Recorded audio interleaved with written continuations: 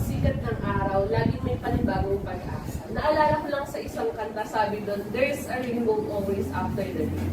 So kahit gaano kadami yung unos or bagyo na dumating sa buhay natin, palaging may bahaghari na nag-aantay sa atin. No? Kahit ano man yung mapagdaanan natin, sakit man, hirap sa buhay natin, palaging may pagkakataon na bumangon ulit. Parang paalala lang yun na kahit anong nangyari ng nakaraan, anong nangyari kahapon, no? Naguluhan man tayo, nasaktan man tayo, marami man tayong problema na dumating sa buhay natin, napagod man tayo ng sobra, may chance pa rin, no? May chance pa rin na makabangon tayo. Kasi bilang tao, normal naman talaga na may pinagdadaanan tayo. I think lahat tayo ngayon. So, iba-iba nga lang yung sitwasyon. So, iba may problema sa trabaho, problema sa pamilya, problema sa kalusugan, yung mga bagong responsibilidad. So, isa lang talaga yung katunayan na lahat tayo may kinakaharap. At minsan kasi hindi rin natin napapansin na pagod na pala tayo, no? Parang feeling natin lagi tayong okay, lalo na pag napapaligiran tayo ng mga taong grabe yung energy. Kasi di ba sabi nila, kung ano daw yung energy na pinapakita mo, malaking factor yun, yung energy na binibigay ng mga taong nakapaligid sa'yo. Kaya minsan parang feeling natin okay tayo, pero hindi na pala. Hindi natin napapansin na hindi na pala tayo okay. Parang araw-araw na lang tayong lumalaban sa buhay natin. No? Part naman yun ng buhay na lumalaban tayo kasi araw-araw naman may pagsubok tayong pinakaharap. Oo, lalo na alam mo kapag kakatapos lang ng isang problema, tapos kinabukasan may panibagong problema na naman. So mapapaisip tayo na parang matatapos pa ba to or may pag-asa pa ba? Pero ang importante kasi at the end of the day, may isip natin na kahit gano'ng kadilim yung gabi, meron at meron pa rin nag-aantay ng bukas. At doon sa liwanag na makikita natin, no, isa yung paalala na pwedeng magpahinga. Ang pagiging pagod sa buhay ay part yan ng buhay. Normal na mapagod tayo. Normal din na magpahinga. Siyempre, mapapagod tayo, maraming pagsubok na darating. Pero lalaban tayo, no? Tatayo tayo sa mga bagay na kahinaan natin. Tatayo tayo doon at lalaban tayo muli. Dahil makakakita tayo ng bagong pag-asa, ng bagong liwanag na sinasabi natin. Magandang araw nga po pala sa inyong lahat. Ako po si Lizel Ventilacion. At magandang araw naman sa inyong lahat. Ako naman si Annalyn Salon. So ngayong araw, sabay-sabay natin pakinggan, no? Sabay-sabay natin na abangan ang kwento ng isang taong sinubok ng maraming problema sa iba't ibang aspeto ng kanyang buhay. So, sa episode natin ngayon ng Silong Manliwanag, mga kwento ng pag-asa at paghilom sa pagsikat ng araw, ang pamagat ay kung paano ko natutunan na tumahan. So, yung title natin sobrang simple, pero kung pakikinggan natin ito, sobrang may malalim na pinanghuhugutan. Ang bigat, no? Ang bigat. Patunay lang talaga na bawat pagtahan, meron talagang pinagdaanan. At sa bawat pag-iyak, mga iyak na pinagdaanan ng guest natin ngayon, no, meron niyang liwanag, may liwanag siyang nakita, kaya nandito siya ngayon, sasamahan niya tayo mamaya. So, sabay-sabay natin ipakinggan. Yung guest natin ngayon dumaan sa iba't ibang pagsubok. Sinubok siya ng physical, emotional, at lalo-lalo sa mental na aspeto ng kanyang buhay. Pero kahit ilang beses siyang nadapa, umangon siya. At naniwala siya na may liwanag na nag-aalin sa kanya. And ikaw mismo na nanonood ngayon, marahil meron kang thought na parang hindi mo na kaya, no? Hindi mo na kaya yung nangyayari sa buhay mo ngayon na wala kang kakampi. Magiging inspirasyon ito para sa'yo. Oo, alam mo tama ka. Matindi talaga yung pinagdaanan ng tao ko. At siya rin yung nagpatunay at magpapatunay na kung gaano kahalaga yung pagtanggap, pahinga at paniniwala na talagang may pag-asa at hindi imposible. So, sama-sama natin siyang i-welcome, Miss MJ Labastida. Ayan, welcome Miss MJ sa ating podcast ngayong araw. So, sa gitna ng unos at dilim na pinagdadaanan ng mga tao, no? Kahit paunti-unti may pag-asa, no? May liwanag tayong nakikita, hindi siya agad-agad nakukuha dahil ang mga bagay ay nasa proseso. Pero naniniwala ako na darating at darating yung liwanag na inaantay natin. So, yung tulad nga ng sabi ko kanina, lahat tayo may kanya-kanyang pinagdadaanan. At hindi importante kung sino sa atin yung may mas mabigat na sitwasyon, di ba? So, ang importante kung paano natin nilalabanan at pinakakarap yung bawat problema na dumarating sa buhay. Ayan, Miss LB. So, kamusta ka naman ngayon? Okay naman po, maayos. Nakaka-acting Ayan, so, Pwede mo bang ma-share kung ano yung specific na pinagdaanan mo? okay lang naman makita po. Hello po sa ating lahat. Ako po si MJ de Bastida, pero pwede niyo po ang tawagin Joanne. Isa po akong 4th year psychology student. And punso ako sa pitong magkakapatid. And sadness, my mother was died 1 year ago. And ulilan na rin ako sa father ko since I was a baby. And then, so basically kasama ko lang yung mga kapatid ko na yung mga asawa na. And then, mahirap i-encounter yung mga problem ko kasi since ulilan ako sa mother ko and then sa father ko, mahirap mag-open up sa mga kapatid ko since hindi kami sobrang close. And then, I always keep it to myself na lang kasi hindi naman kami gaano close ng kapatid ko. So lahat ng doubt, yung frustration ko, is ako lang nakakaalam. So mahirap siyang i-handle. So, paano yun? Every time na nalulungkot ka or halimbawa may isang specific reason kung bakit ka malungkot, sinasabi mo wala ka nang nakakasama sa inyo, meron ng ibang pamilya yung kapatid mo, di ba? So, how do you handle it? Ano yung mga, kumbaga parang nagiging lifeline mo sa araw-araw kapag may pinakaharap ka? Noong una mahirap siyang i-handle kasi hindi ako yung tipong tao na malakas loob.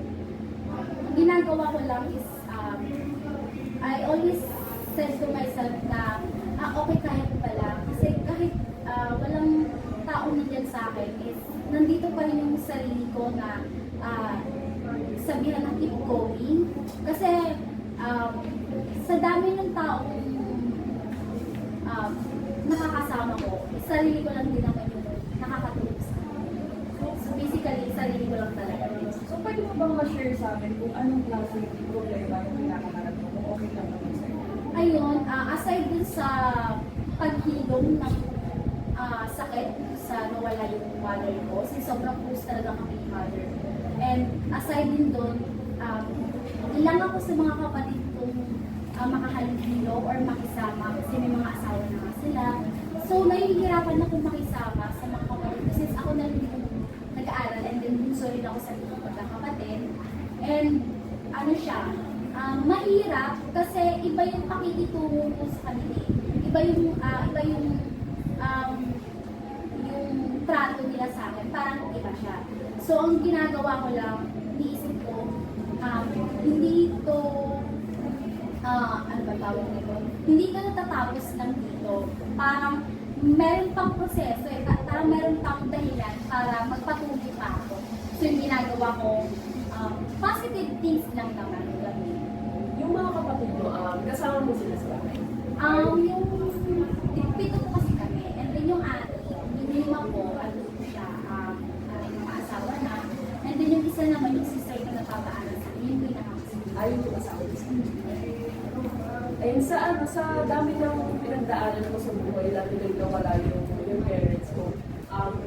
Bukod doon, ano yung tingin mo, yung pinakamatinding hamon sa buhay na hinarap mo talaga? Yun nga, yung nawala yung mother ko, yun talaga yung pinaka-the best first na sobrang hirap niya kasi nawala siya because of a heart attack. Hindi siya nagpaalam sa amin. So, biglaan talaga siya. Kaya hindi po namin lubos maisip na mangyayari yun. And ang hirap niya talaga tanggapin kasi nga walang paalam, hindi namin lubos na kalain na mangyayari yun. So, paano paraan ka na-apekto ng mga ganun klase? iniisip ko kasi wala na akong kakampi. Kasi yung mother ko is super close ko talaga. Ako nag-aalaga sa kanya kung kakalat sa sakit niya. Kaya nung nawala siya, malaking impact sa akin eh. Nawawalan ako ng gana, yung frustration ko, yung sadness, hirap na rin ako pagpuko sa mga kapatid ko. Dahil sa kanila, nawala yung mother ko, gano'n. Ganun po siya. Sobrang hirap niya talaga. Pagdating naman sa pag-aaral mo, ano nakakapagtangkay kung anong problema mo yung pag-aaral? Yes, sobra siya. Hirap na akong, halimbawa kung may mga, may mga gagawin, hindi na ako yung productive na tao.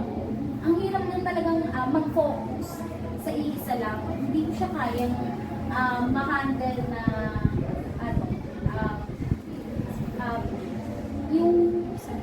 yung isip ko dapat nakafocus. Iba-iba siya eh. Iba-iba siya. Hirap siyang mag-focus. Kasi nahihirapan ako, yun na mag-focus ako sa isang bagay. Iba-iba siya.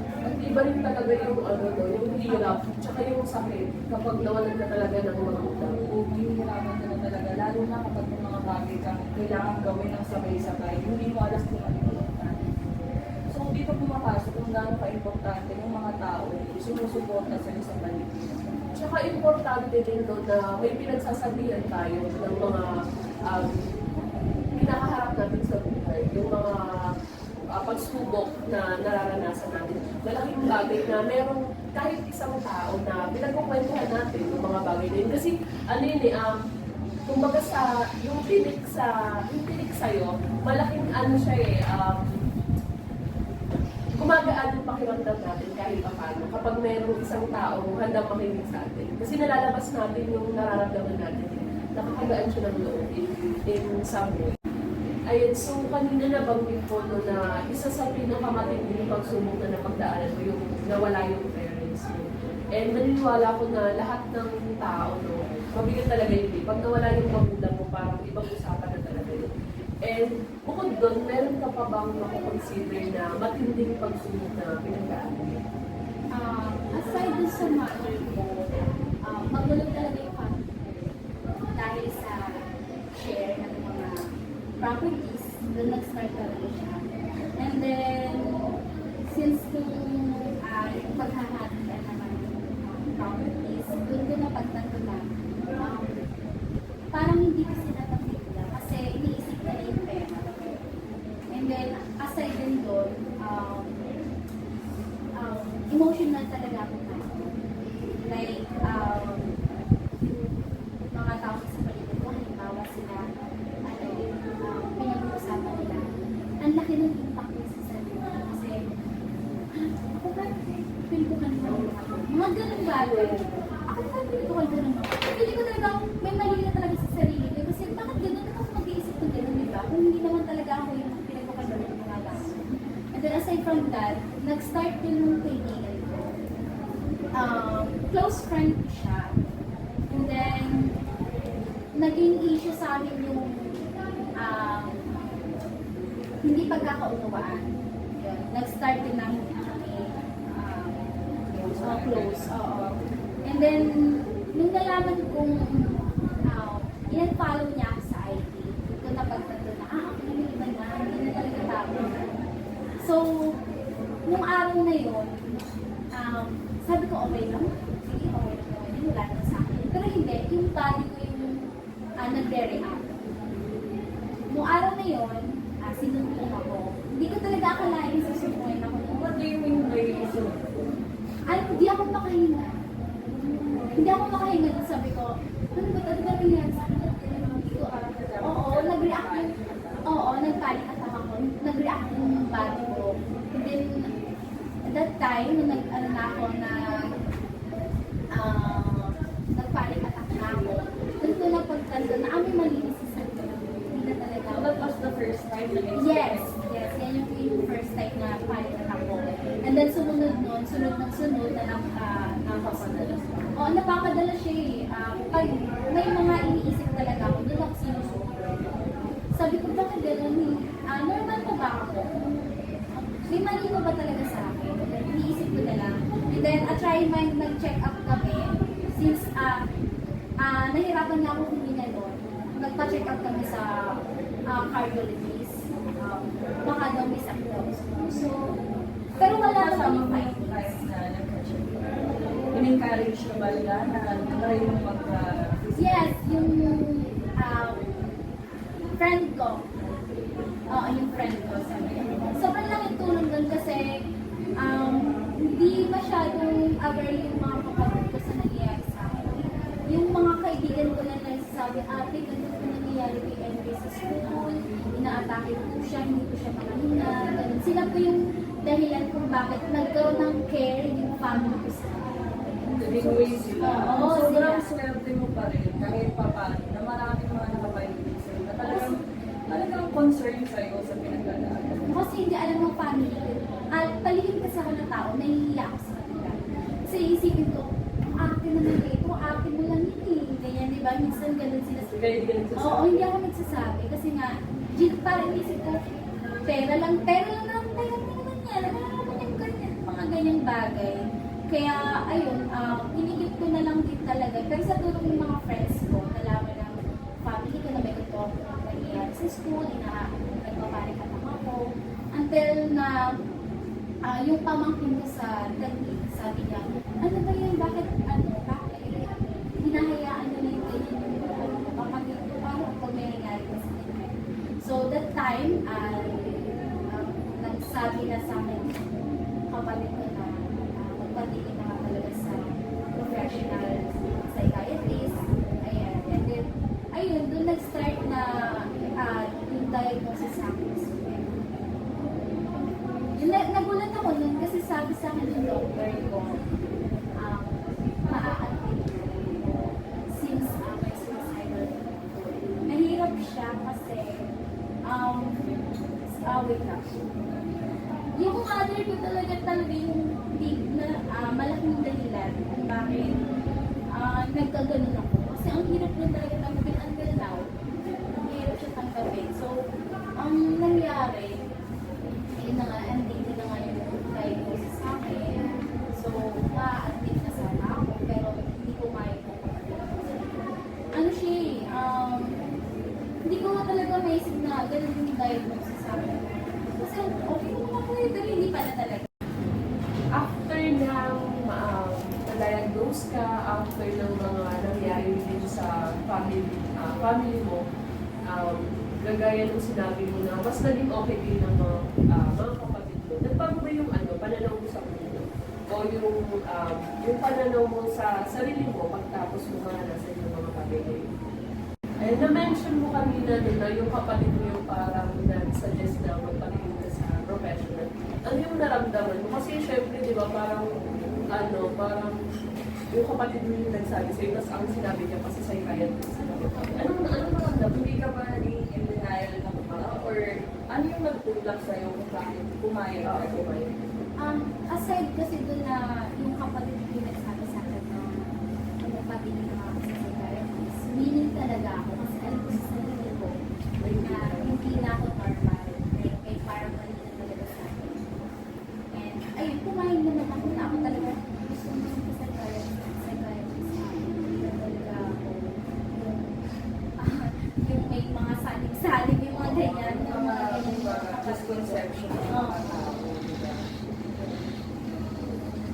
Sa mga time na pinagdadaanan mo yun na na-diagnose ka, masasabi mo ba na mas naging okay yung relationship mo with your Sobra. Mas naging open na ako sa kanila.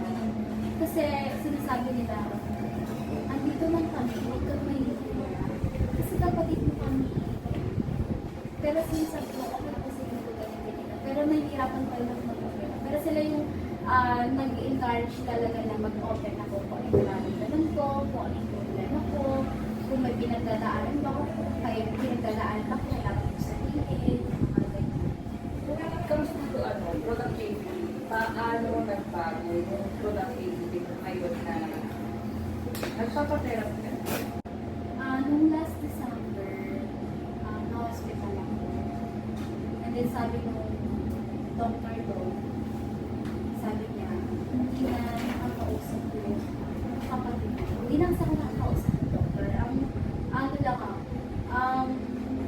nakatulala lang ako makapagsalita.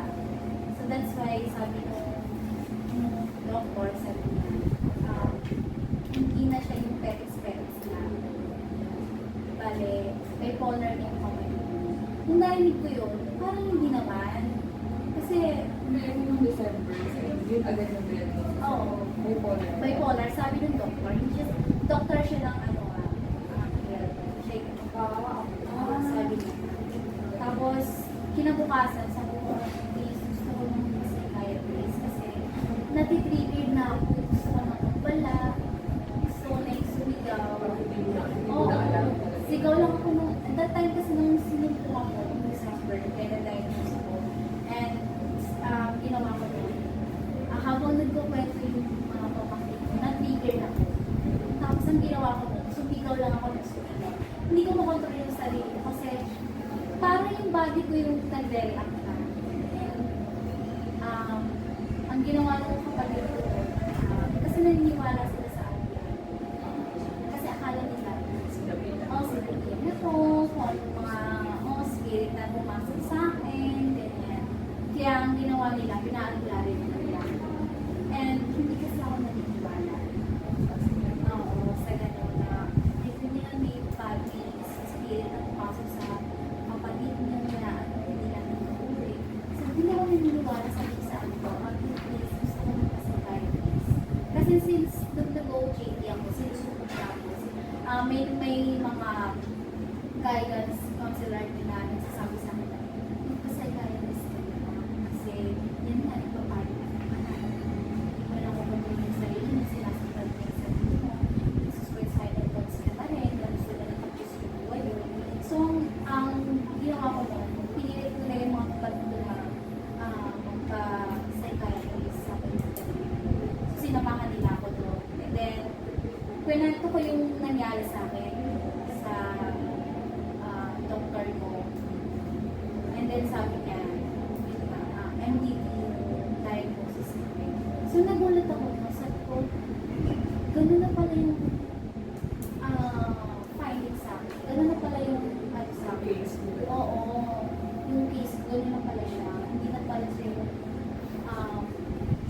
pagod na ako, sabihin, worse na pala talaga siya. So, malungkot and parang inisip ko hindi na ako iba sa ibang tao. Pag nandun kasi ako sa may mental, parang iisa na rin kami, lahat-lahat, iisa na lang. Pero parang pag nandun ka, word na baliw.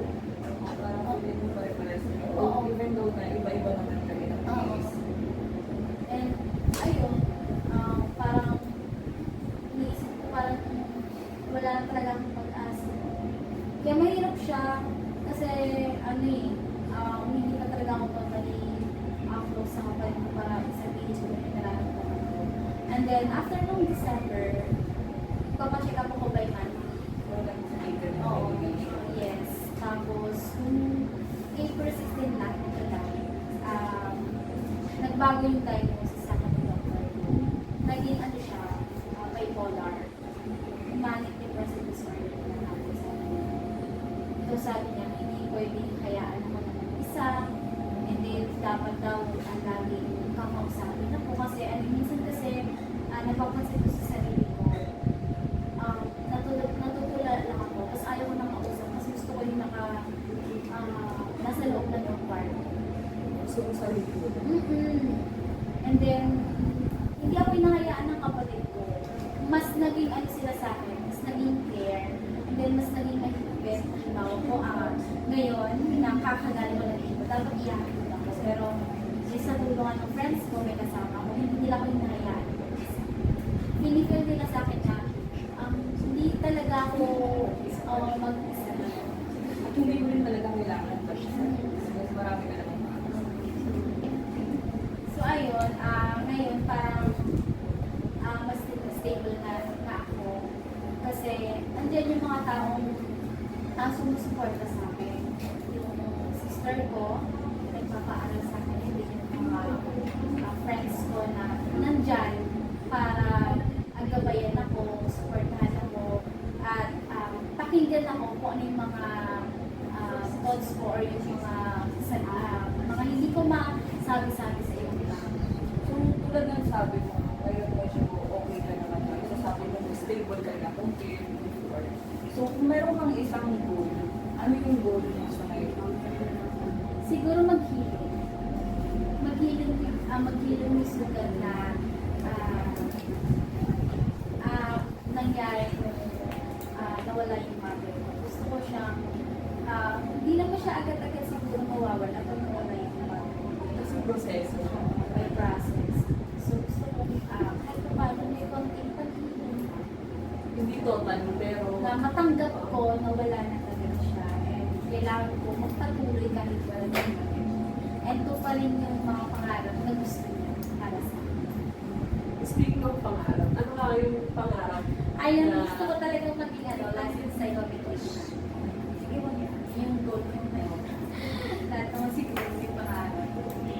Kayo ko yun. Kasi, yung pagpunta pa lang niya dito, no, yung pagharap niya sa mga viewers natin, isa yung sign na may pag-asa, di ba? Kasi, yung kumarap ka lang sa mga tao na may ganyan yung pinagdadaan, napakatapang mo. Ayan. Saludo kami sa'yo kasi napakatapang mo na i-share yung kwento mo. Kasi alam mo, inspirasyon yan. Kami nga lang no? Kami lang nakausap ko, na-inspired kami. What more yung mga taong may pinagdadaanan ng kagaya ng sa'yo. Tsaka always remember na you are not defined by your diagnosis. You are defined by your courage na mag-seek ng help sa family mo, sa friends mo, at sa professionals. And also yung courage mo na pumarap dito sa amin. Kaya sobrang talagang na-miss kami sa'yo kasi even though sa ganyang pinagdadaanan mo, willing ka pa rin na makapagulong sa ibang tao, lalong-lalo na yung mga tao may pinagdadaanan din na wala rin kakayahan na magkaroon ng mga sumusuporta sa kanila. Or yung mga tao man na mayroon pang sumusuporta sa kanila pero hindi sila aware, hindi sila ganun ka-aware na may mga tao pa lang susuporta sa kanila. Kaya mahalaga talaga na kapag may nararamdaman tayo, yung mga nangyayari kasi sa atin, it doesn't less us as a person. Yung mga pinagdadaanan natin na ganyan, malaking bagay yung mga professional. Kasi di ba yung sinasabi nila na papagayin ka, ano pa, di ba? Yung mga sinasabi nila. Pero ano yung malaking bagay. Dapat mamulat tayo sa reality, lalo sa panahon ngayon na mental health is very important. At maraming kabataan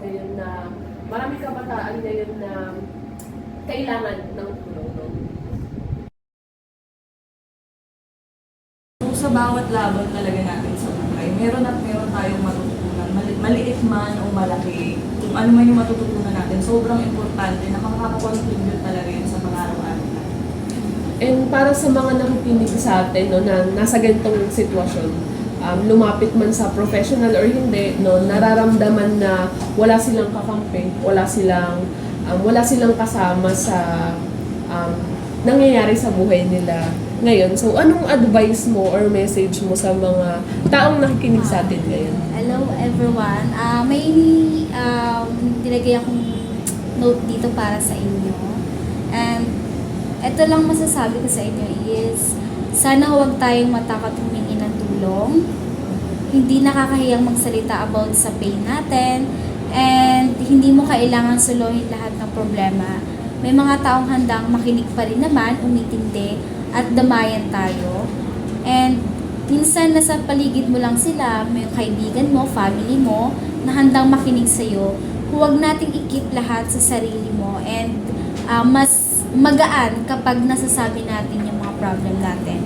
And aside that, kapag feeling mo na wala na tayong pag-asa, remind lang sa sarili natin na everyday is a chance to start again. And hindi mo kailangan madaliin yung proseso ng pag-heal. Okay lang kahit dahan-dahan. Ang mahalaga is you keep going pa rin naman. And kahit baby step lang yung pag-healing mo sa sarili mo. And mahalaga ka, may purpose ka sa mundo. At kahit gaano kabigat mo yung pinagdadaanan mo ngayon is hindi ka nag-iisa. Okay lang maging okay. And then, na yung pag-iyak ay hindi siya kayo sa kahinaan ng isang tao. So, part siya ng healing process and mostly important. Natutunan ko na hindi ako nag-iisa, hindi tayo nag-iisa. And kahit minsan feeling mo is wala ka ng karaman,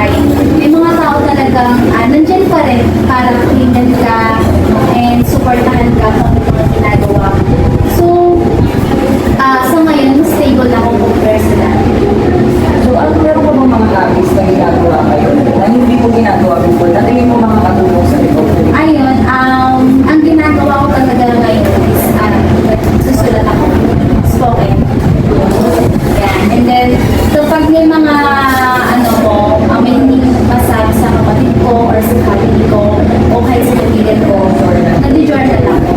Sobrang ano niya, sobrang nakakatulong sa akin kasi doon ko na sasabi lahat kung ano yung nare-release ko yung mga emotion ko, yung mga gusto kong sabihin. Sino katulong talaga siya ng sobra sa Oo. Then aside from that, ano siya, ginagawa ko, yung nag-workout. Kasi mas tinutuon ko tayo yung sarili ko sa ano ko talaga, kung paano ako mag-relate ako. Physically, Hindi lang emotionally ko sa kailangan pa rin physically healthy and mentally. Ay, sino yung mga taong nasandalan mo ng mga panahon na nangyayari sa iyo yung mga bagay na yan? Super close kasi ako sa kapatid ko. Parang sila yung Oo. Aside sa kapatid ko. Kasi ano matatandaan sa hindi ko siya Kasi malayo ka na may kaya. mas maganda, nasa 30s na sila. And ako nasa 20s. So, parang sila rin yung naging tumulong or bumalik sa And nanay. kasi yung pamakin ko, kaya age ko lang sila. So kapag problema ko, may get ko lang. Ang 69 lang makikinig ng talaga sa tsaka huwag mong madaliin yung pag-heal mo dahil sa problem mo. Nakakatulong sila kasi yung kapag nasasabi ko at hindi naiiyak ko, after that, parang ang lakas-lakas ko na. Kasi feeling ko, sa sobrang dami yung pinagdaan ko is nandito pa rin ako. Yun yung dahilan ko sa akin. Para mas maintindihan pa natin kung paano naaapektuhan ang isang individual sa mga karanasan na ganito patungkol sa kanyang mental health.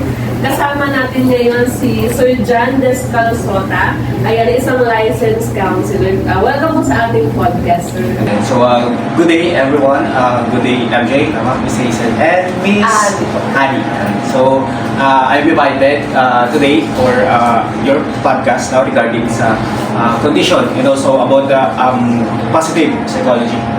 Then, Miss MJ, pwede ko bang malaman ang konting background lang regarding doon sa iyong medical condition? Diagnosis po ako ng MDD and this last week lang po ng April 16, ang diagnosis sa akin ng doctor ko po is bipolar. So, pwede bang sabihin or pwede ko bang malaman kung ano yung reason bakit na-diagnose ka ng bipolar condition niya? Nung una po sir, panic attack po yung diagnosis sa akin ng ibang counselor. And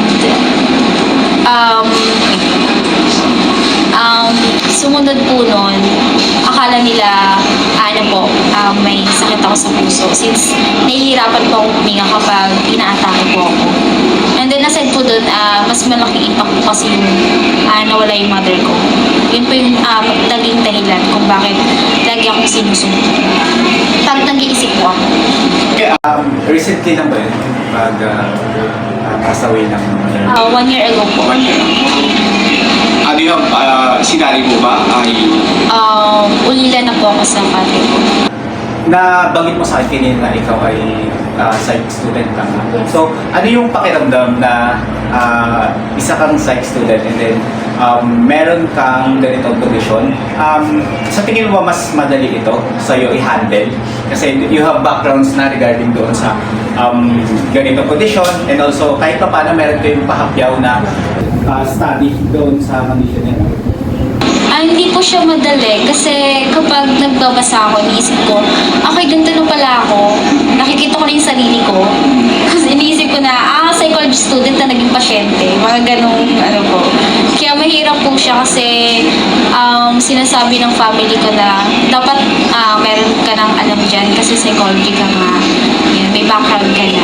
So, hindi po siya madali kasi nababasa ko na yung sarili ko, kung ano yung sakit ko. Pero hindi ko pa siya mentally na dinadiagnose ko pa yung sarili ko. Tama naman siya doon na hindi naman ibig sabihin na tayo ay psych major or psych student. Invulnerable na tayo doon sa sa ganyang conditions. We are humans and we are kontrolado, no? At dumadagdag yun sa, or nagiging, nagkakaroon ng epekto sa atin yun. That's why, nagkakaroon tayo ng condition. Tanong ko lang dun sa, recently ba, marami bang occurrence ng panic attack sa'yo or inatake or ba? Yes po. Kadalasan yung pagtitrigger ko na pagsisigaw. And then, aside from that po, nakakakita po ako na hindi po nakikita ng iba. Nakakarinig na rin ako ng voices. That's why sabi ng doktor ko po, nagiging bipolar po yung case ko. So, during that time, you need to, lalo na pag sa ganyang scenario, try to relax yourself. No? Do things na ma-occupy din yung sarili mo. Try to mag-walking, jogging, or eat food. You need to calm yourself kasi and also your mind to ease the overthinking kasi minsan if you are alone, no? Dun pumapasok siya. And then, bigyan mo rin ng boundaries yung sarili mo, lalo na sa others kasi merong mga tao na hindi alam yung boundaries at hindi alam yung background doon sa kung ano yung medical condition mo, and sometimes they do things or said things na nakakapag-trigger sa'yo. Okay? Also, hindi naman ito pabilisan. Kailangan ora-orada, gagawin. It's a process, and also you need to expect na may mga times talaga na hindi natin control yung emotions natin. Pero you can minimize it now. Okay?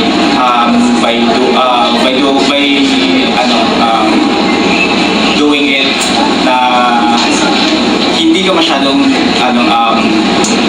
nabibilisan doon sa mga ginagawa mo. Kasi kapag na-overstimulate ka rin minsan, you need to relax lang din. Since daw ay may condition na yun, do you have other persons pa? Tapos, syempre, bibigyan mo dapat yung pagkakaroon. Hindi naman pwedeng sabihin mo sa ibang tao. Kasi you need to think na may iintindihan ka. Okay?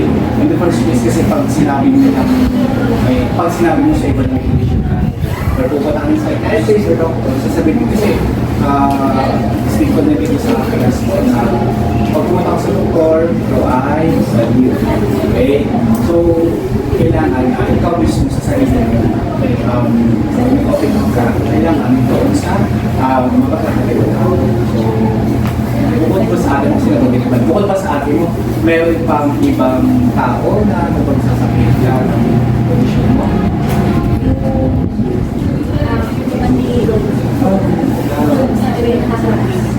So, pwedeng masabi, or pwede ko bang masabi na siya ay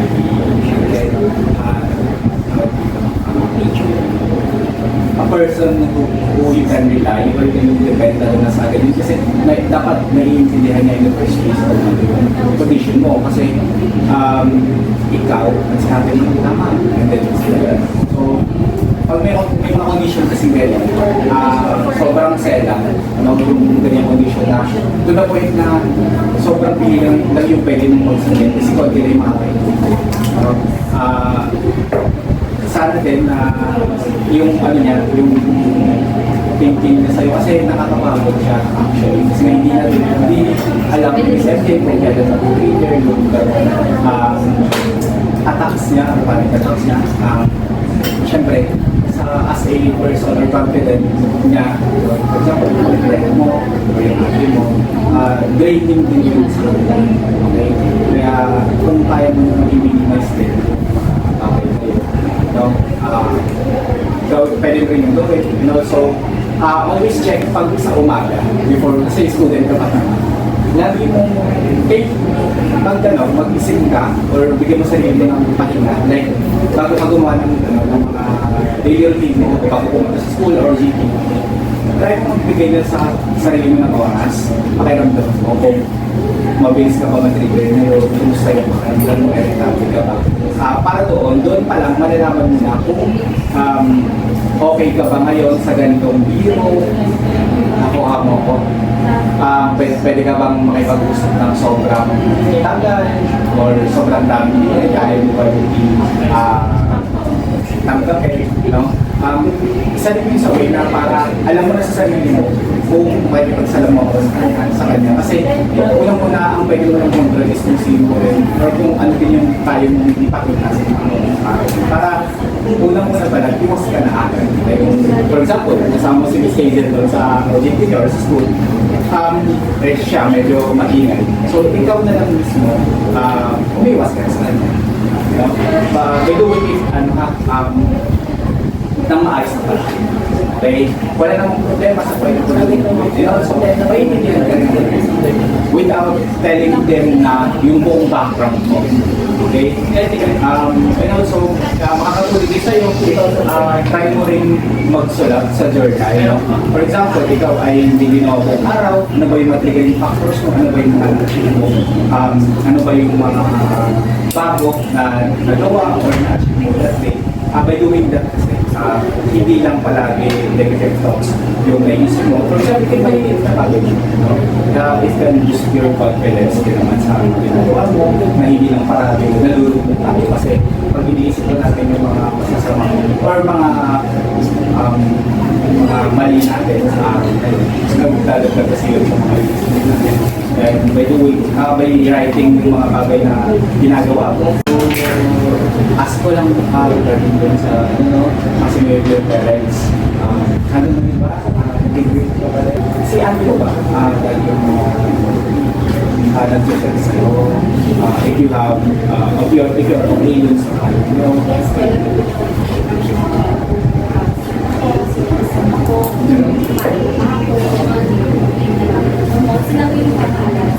si ate mo. That's very good to know kasi si ate mo lang din talaga yung laging sabihin all the time nandyan sa'yo. Dalawa lang kayo magkasama sa bahay. And by doing that, nararamdaman mo yung mahal ka, mahalaga ka, diba? You are valued doon, which is very nice. No? Sana ganun din, makahanap ka din ng ibang tao din na ganun yung pagkakaroon sa'yo. And then, sa ano ba, nabanggit mo kanina, parang nahihirapan ka to mag-move on doon sa mother and father mo ba? Ang mother ko kasi 7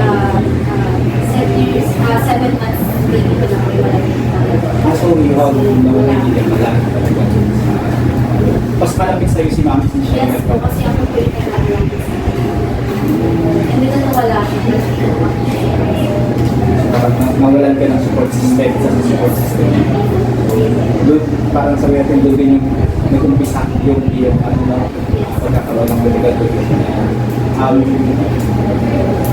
Since nahihirapan ka mag-move on, try to focus na lang din sa mga bagay na dapat nagawa mo. For example, pag-aaral mo sa mga hobbies mo kasi by doing that kasi medyo na ano natin na focus natin yung isip mo sa ibang bagay. Pero hindi naman ibig sabihin zero, like zero na din isipin yung parent mo kasi parent mo yan. Si mami sobrang halaga nun sa mama. Ang sinasabi ko lang, may mga bagay na dapat mag-focus ko kasi hindi naman yun yung tawag dito. Endgame na para sa'yo, yung sabihin na wala sa mami. Ikaw ay wala ka na rin pagkakot. Okay? Kailangan pa rin sabi nga nila magpadayon sa buhay kasi nga may mga bagay ka pang ma-explore, you need to enjoy life to the point na hanggang po na ganun din nangyari. Part na rin kasi siya ng pamumuhay kasi nga if you're living pa din diba maano siya, hindi ka makakausap sa sarili mo mismo kasi isa siya sa triggering factors mo. So, meron po ba kayong ma-advise sa mga listeners natin na maaaring may pinagdadaanan sa tulad mo? Okay. Ayun, guys, sa mga same ng condition kay SLJ mo, ang masasabi ko lang is, so, ayun nga po, dapat, unang-una, you need to understand or tanggapin nyo sa sarili na andyan na yan. Okay? By doing that, mas madali na ang lahat, no? If you're having panic attacks, no? And also, learn to communicate talaga sa mga tao na dyan palagi sa'yo. Yung mga pagkakatiwalaan. And they will always listen naman kahit gaano pa kabigat or kahirap para sa inyo, nandyan para sila. For our viewers naman, no? And, or also the listeners of the podcast, no? If you're having this kind of same kind of condition, then don't be afraid, no, to tell others, no, also yung closest family, friends, for them to understand kasi unang-una sila yung nandyan palagi sa inyo. And kapag ayun nga, diagnose kayo ng ganung condition, hindi naman rason yun na, or isipin niyo na baka ako ay pabigat, no. Always tell them, okay? Sa pagsabi kasi nito, unti-unti nagtutulungan kayo as a parent or loved ones regarding doon sa kondisyon na nararanasan ngayon. No? So, may mga bagay naman yan, no, na pwede nyo gawin. For example, always be mindful. At sa mga viewers naman or mga listeners natin na merong mga kaibigan, kapamilya, anak, kapatid na meron ganitong mga kondisyon, maging matatag po tayo kasi kayo lang po yung mga palaging nandyan sa kanila. Kayo yung support system nila. Learn to understand and learn to research them regarding doon sa kung anong condition nila, and it may helps you how to understand kung ano yung nararamdaman. So yun, thank you Sir John for using your voice and your profession to break stigma and also to remind us that healing is a process and it's really possible. Ayan, again, thank you so much, Sir John, and also kay MJ sa pag-share ng story mo sa ating podcast.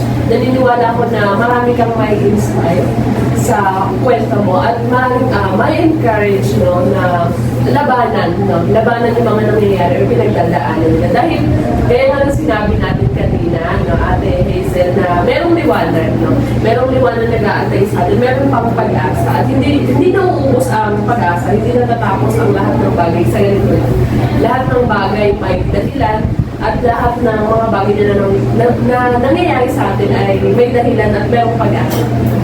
And kaya naman kung ikaw ay may pinagdadaanan, maliit man or malaki, lagi natin tatandaan na may pag-asa pa.